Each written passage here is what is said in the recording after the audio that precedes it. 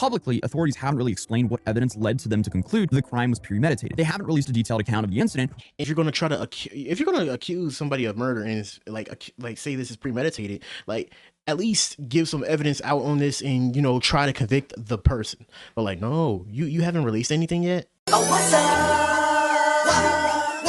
Oh, what's up? Yo, what up? It's Maja back in another video. Today we're about to be reacting to a video by Atozi.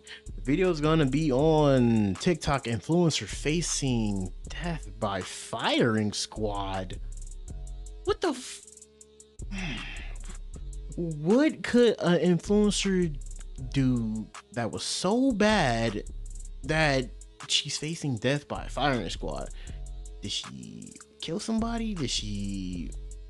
Because I know it's a girl because I just seen it in a thumbnail. Like, what could you did that was so bad that you disrespect their country hardly or something? Huh? Because I know, like, obviously, because I know a firing squad is like not out here or not out here in this country, because we stomped out that like top when we never even had that. I don't think I gotta do my research, but like I know this is Japan or North Korea or one of those probably, but let's just see what this is about, because I'm really just like eager to just like learn what the hell she did. But don't forget to leave a like and subscribe if you've been enjoying these videos. Let's get it. It's not every day you wake up and you see influencer facing by firing squad in 2026. So obviously, I wanted to know everything about this case and how we even landed here. Because apparently she thought that she found the perfect online romance. And instead, just weeks after landing in Dubai, her boyfriend had his life taken. She was sitting in jail, charged with that crime. And she Oh shit! Oh yeah, I forgot about Dubai. I forgot about Dubai, and I forgot about like Saudi Arabia and all those other like other countries like that. Probably Germany too, Russia. was claiming that she acted in self-defense. Now she's facing one of the toughest legal systems in the world. So let's break down what exactly happened. When I first saw the headlines, I assumed this was going to be like another straightforward influencer crime story, but the more I looked into this case, the less straightforward it became, because right now there are two very different stories being told. On one side, you have the prosecutors in Dubai who've charged the 23-year-old British influencer, Brooke George, with premeditated after her boyfriend, William Treby, had his life taken away. If she's convicted, she's facing the ultimate consequences under the UAE law. And on the other side, you have Brooke, her family, and the advocacy group representing her. And they say this was not premeditated at all. They say that she was trying to survive an abusive attack and acted in self-defense. And the difficult part here is, at least publicly, we haven't heard much from investigators beyond the charge itself. Most of the detailed timeline that's been reported so far comes from Brooke's family and the organization assisting her, while UAE authorities haven't publicly laid out why they believe the crime was premeditated. The advocacy I feel like every like kind of thing in other countries are really kind of corrupt. I feel like they just really would like to find some opportunity to just like really convict like an American or something, bro. This is why I would love to go to visit another country, but at the same time, I'll be scared. I'll probably no. I mean, I would hope nothing like this would happen on my trip or something, but like I would go respecting a culture. I wouldn't end up like Johnny Somalia or all those other people, because I would like to respect and do something wherever I go. But like this happening is just such a crazy ass mishap. I don't know what really fucking happened with her, because like the whole thing seems kind of shaky. You never know. She probably would have just got him, or I don't know. But like I don't know about abusive ass relationships. Only the woman can really tell, or even the guy.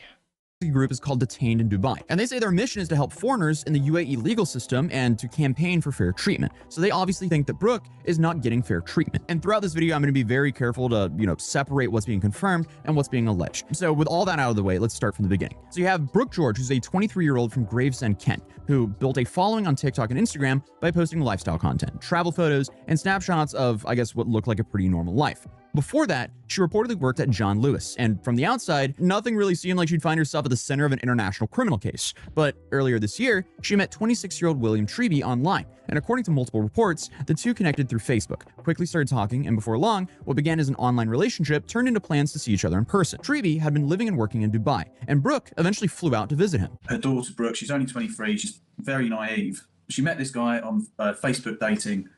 She went over to Dubai. It was, from her point of view, it's a whirlwind romance. He's taken her to all the high-end luxury restaurants, taking her to the beach clubs. He arranges for her to have this modeling photo shoot on the beach. She's very proud and happy about all Oh, this. she's British. I didn't even know. I thought this was like an American, bro. So I mean, I'm taking in all the information I can. Sorry, but I am paying attention. Like that really kind of changes the bar on that. Still the same thing. If you was from England and you go over there, but like this is a weird situation. Goes back home, tells mum, look, I've met a guy who this could be a man I could spend my future with. And according to her account, that first trip went really well. She later described it as the time of my life. And I guess between the beaches and the luxury places, it kind of looked like the typical honeymoon phase for an influencer couple. But I guess according to Brooke and her family, that feeling didn't last too long. So the problems didn't really begin until she returned to Dubai for the second visit. He flies her out again to Dubai, but according to her account, the experience she has is very, very different. She's left alone in an apartment for a lot of the time. There are other people in the apartment. When they do go out, they're accompanied by this other chap. So she says that William acted completely different from the man that she'd gotten to know during the first trip. And through statements released to the advocacy group detained in Dubai, Brooke alleges that he became controlling and abusive, and that little things started making her feel like something was not right whatsoever. Yeah. Oh, okay. Well, I mean if true, that is kind of fucking weird, bro. This is like why like a lot of women just kind of like are really scared of dating apps and just scared in general of like, like men sometimes. But like acting weird on a second trip and showing your true colors that early is really rare for like, well, I don't know. I don't know what this is right now because I don't want to just like go into no legal stuff, even though I don't give a fuck. But like, I don't know what's gonna be the outcome of this whole like thing in the court. But like, an accused abuser is just kind of crazy to just like come out on like the second date.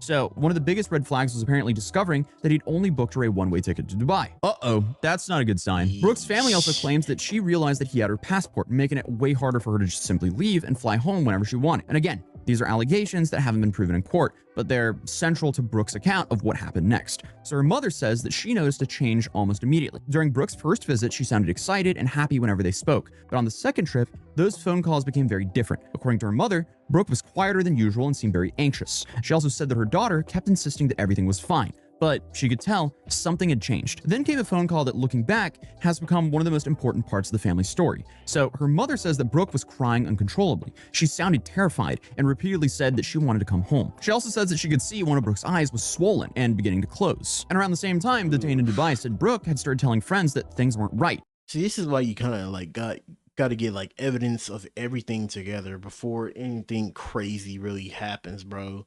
Like, even if her mother should have just said like, I mean, well, if she saw it, like they probably FaceTime, she should have screenshotted everything and just like told her to like take pictures. I know in the heat of the moment you can't really like kind of like tell a person to do this because they're probably like still steadily dealing with this, but at least it would be like some type of like substantial evidence in case something really happens, like if they abuse that so-called abuser gets convicted, or even it will help towards the conviction, or in this crazy situation you end up killing him, and this happening, this can probably prove your innocence.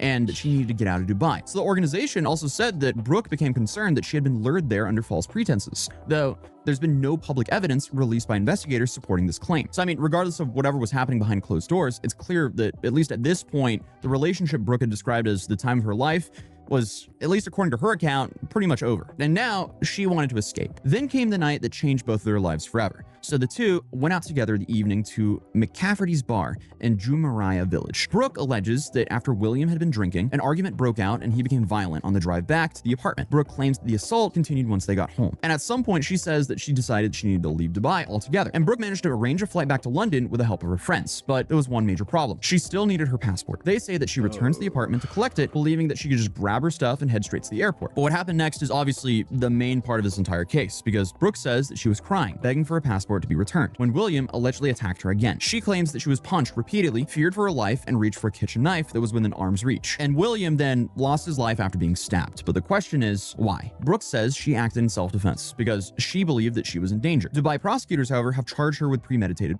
and that's where this case becomes very difficult to look at. Publicly, authorities haven't really explained what evidence led to them to conclude the crime was premeditated. They haven't released a detailed account of the incident. And like, how professional is that? Like, if you're gonna be like some sort of like investigator and cop out there, bro, you need to like investigate this fairly and give this like a good look at.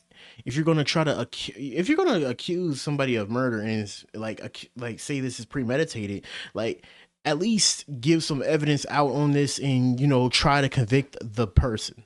But like, no, you haven't released anything yet. Like, I don't know. I guess this is how that shit kind of rolled with that David shit, bro. Because, like, I mean, they were kind of gathering evidence and stuff, but for this whole thing, I feel like it's just a ton of like unprofessional shit. Like, you already accused her of it, and you already say you're investigating her, and she's in, you know, in I think probably already in custody.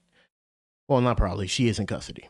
Or laid out the theory behind the charge, and they're also pursuing one of the most serious criminal charges possible under UAE law. After the crime, Brooke made her way to the Dubai International Airport to board a flight back to London that had been arranged with the help of her friends. But she never got on that plane. In the early hours of June 22nd, she was stopped by authorities and arrested. Before long, she was formally charged with premeditated and taken into custody. Brooke's family says that when she was arrested, she still had visible injuries from what they claim happened earlier that night. Things are very, very different over there. According to the family, and there's this the organisation detained in Dubai, she hasn't had access to a lawyer. She's been asked to sign things in Arabic that she doesn't understand. Even in her battered and bruised state, she was strip searched in a room only by men. Some of them are filming this process. So it's not the standard of justice and the process that you'd get over here. And these allegations have not been publicly addressed by the UAE authorities, or the UK's Foreign Commonwealth and Development Office has only said that it's assisting a British woman detained in the UAE, supporting her family and communicating with local authorities. And as news of this case spread, people online quickly picked a side. Some looked at the headline, a young influencer accused of stabbing her boyfriend, and assumed the case was open and shut. But I don't think this case is that straightforward, because once you look into this, it's a way bigger mess than what I guess the influencer headline seems like, which is why I wanted to cover the story. Because obviously you have to consider Brooke's injuries, her family's account, and the allegations of abuse. The argument on that side is that the investigators should be treating her as a possible victim of domestic violence rather than assuming that she was the aggressor here. The problem is the public still doesn't have very many answers that would normally help make sense of a case like this. Like, we haven't seen any evidence other than Brooke's side of the story. And honestly, without that, it's hard to really understand how investigators came to this conclusion. As journalists are digging into both Brooks and William.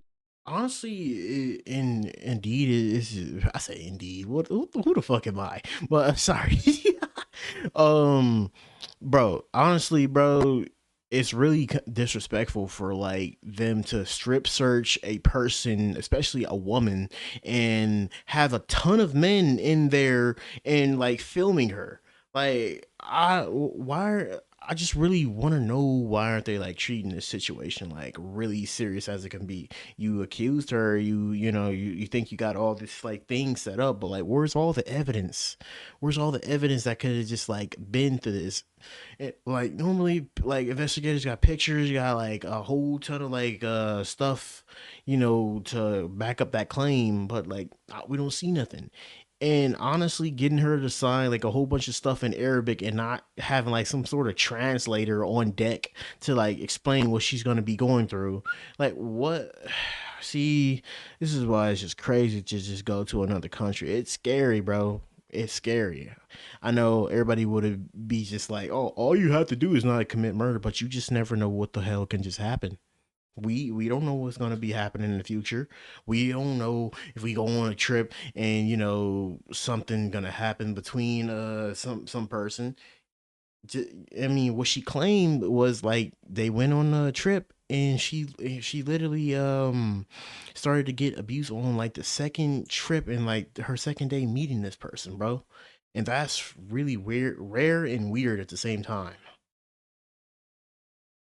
Williams' backgrounds, more information about William started coming out. So according to reports in the UK, the 26-year-old had previously been convicted in 2023 of wounding and common assault. And he also got a suspended prison sentence for that. He was also reportedly due to stand trial next year as one of the several people charged following a Kent police investigation into conspiracy to supply, contraband, some of that white powder and the leaf. Obviously, I want to be careful here because this is important. None of that really tells us what happened inside that apartment in Dubai. Obviously, just having a criminal record doesn't mean that someone automatically was the aggressor here, but also at the same time, it's also a part of the public record. And it's one of the reasons some people argued that Brooke's allegations deserve to be investigated rather than just simply dismissed. And obviously, William's family are also dealing with a tragedy of their own. His sister wrote that he wasn't just her brother, but also her best friend. His mother said that she was broken and promised that her family would keep his memory alive. This is all just an important reminder that regardless of how this case ends, one dude lost his life, and another woman is now sitting in a Dubai jail awaiting trial with the worst possible punishment hanging over her head. And now this case moves into a new phase where the courts, not social media, will have to decide which version of events is supported by the evidence. And this is currently where we're stuck because Brooke, she's a 23-year-old British woman who's now found herself stuck in the UAE with the worst possible charge. If she's ultimately convicted of this charge, reports say that she could face penalty by firing squad. That's crazy and absolutely not something you hear every day. Obviously, that's worst case scenario, but regardless of what she gets, she's still potentially facing the rest of her life in jail. And she's currently claiming self-defense. She's 23 years old, she's thousands of miles from home, and her entire future now depends on what a court decides happened during a matter of minutes inside of one apartment. So whether you believe Brooke's version of events or think the prosecutors have evidence the public haven't seen yet, I think everyone can agree that this is an awful situation to be in. And this is why I think this case deserves to be looked at very carefully instead of reduced to just a headline, which is, again, why I wanted to cover this video. Because, again, the headline is just so shocking. Currently, Brooke is still in custody in Dubai. According to her family, they're raising money for legal costs while trying to get a good representation in the UAE, and the British government has confirmed that it's in contact with local authorities and is providing support to Brooke. If this case does go to trial, the court will have to answer the question that everyone online has already been arguing about. Was this deliberate or was this an act of self-defense? Right now, we have no idea to know. You do have to be a special kind of stupid, though, to travel to the UAE and commit premeditated, though. But again, currently... Exactly. That's like my point. Exactly. If she truly did like commit murder or something over there, and like we already know how hard it is in like other countries, and we know what can just happen to you. Like he said, and like it's like always pointed out in the future in those type of countries, firing squad, they believe in harsh punishment. Even though I kind of believe in harsh punishment, I wish they kind of had it over here for like the worst vile human beings, like people that disrespect the great, disrespect people's like corpse, disrespect the kid diddlers and all those other people. Like I wish that came for them, but honestly, this story kind of got me really confused, and I don't know what to like kind of think of it. I really would hope that she's innocent, and I wish they can provide more information, and I hope her family gets like a good, really good representation over there, and like try to get some good representation for her to just like kind of prove her case, because it kind of like really seems unfair. It really just seems unfair on the outside. Like not a lot of people get to prove their case, especially if it's like a foreign country. Like you get to prove something, at least here you get a lawyer and you'll get like something. But like if you're over there and you can't understand something, it's just, I don't know what to think of that. And especially over there, I still really think it's just weird and disrespectful for them to just undress her and give her a strip search while in the presence of a whole bunch of like people, and while he's filming her. That's just crazy, bro. It's just crazy. We can't really tell people what to do with their country, but like I really wish it was really fair over there, bro. And it's just unprofessional how they're dealing with that shit over there, especially the police. You coming out with these accusations and stuff, what you believe, and you won't provide evidence of it. So man, I hope the best outcome for her comes with this. I don't know, if she's guilty, then I don't know what to say about that, bro. But it'll be really stupid to just like go over there and commit murder on purpose. But hey, let me know what you guys think of this case below, because it really kind of just takes me for my mind for a spin. But don't forget to leave a like and subscribe, and don't forget to check out Tozy's video down below. And we are on the road to 800 subscribers. I'll catch you guys in the next video. He was the best guy around. What about the people he murdered? What murder?